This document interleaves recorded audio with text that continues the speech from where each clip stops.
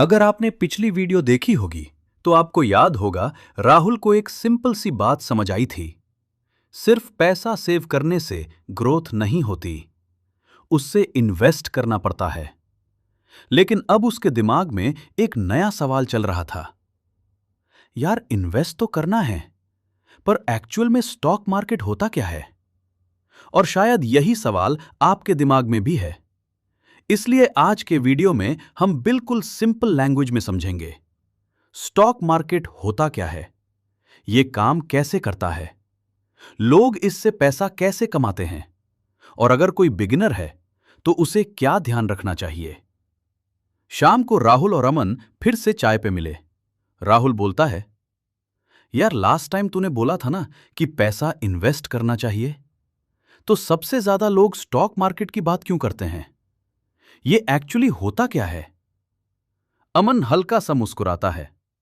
अच्छा, तो आज फाइनली स्टॉक मार्केट समझना है? राहुल बोलता है, हां भाई, बिल्कुल बेसिक से, मुझे जीरो नॉलेज है। अमन बोलता है, चल फिर सिंपल एग्जाम्पल से समझते हैं।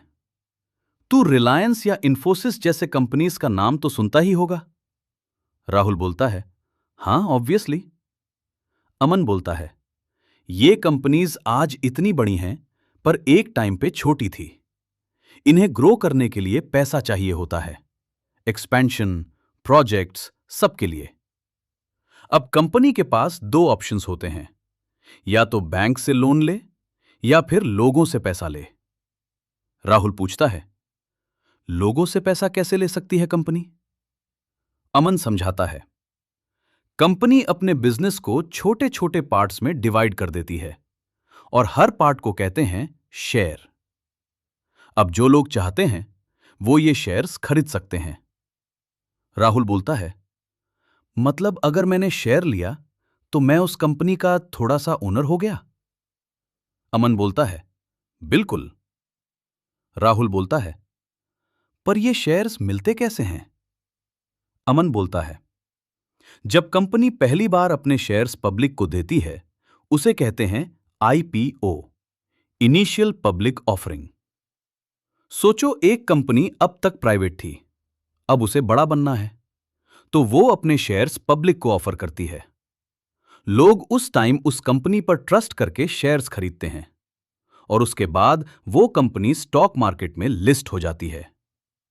राहुल बोलता है, अच्छा, और उसके बाद? अमन बोलता है, उसके बाद लोग आपस में ही शेयर्स खरीदते और बेचते रहते हैं और इसी जगह को कहते हैं स्टॉक मार्केट। राहुल अब थोड़ा इंटरेस्टेड हो गया, तो पैसा कैसे बनता है इसमें? अमन बोलता है, सिंपल एग्जाम्पल ले। तू एक शेयर 100 रुपए में खरीदता है। अगर कंपनी ग्रो करती है, लोग उसमें इंटरेस्ट लेते हैं, डिमांड बढ़ती है, तो वो 100 रुपए का शेयर 150 रुपए या 200 रुपए हो सकता है। राहुल बोलता है, तो यहां प्रॉफिट हो गया? अमन बोलता है, हां, लेकिन अगर कंपनी अच्छा परफॉर्म नहीं करती तो वो 100 रुपए का शेयर 70 रुपए भी हो सकता है। राहुल बोलता है, तो लॉस भी हो सकता है? अमन बोलता है, एग्जैक्टली, इसलिए ये समझ का गेम है। राहुल फिर पूछता है, क्या सिर्फ प्राइस बढ़ने से ही पैसा मिलता है? अमन बोलता है, नहीं, एक और तरीका भी होता है। जब कंपनी प्रॉफिट अर्न करती है तो कभी कभी वो अपने शेयर होल्डर्स को उस प्रॉफिट का हिस्सा देती है। मतलब अगर तू उस कंपनी का ओनर है तो तुझे भी उसमें से कुछ मिलेगा। इससे कहते हैं डिविडेंड। राहुल बोलता है, मतलब कंपनी अर्न कर रही है और मुझे भी उसका फायदा मिल रहा है? अमन बोलता है, बिल्कुल।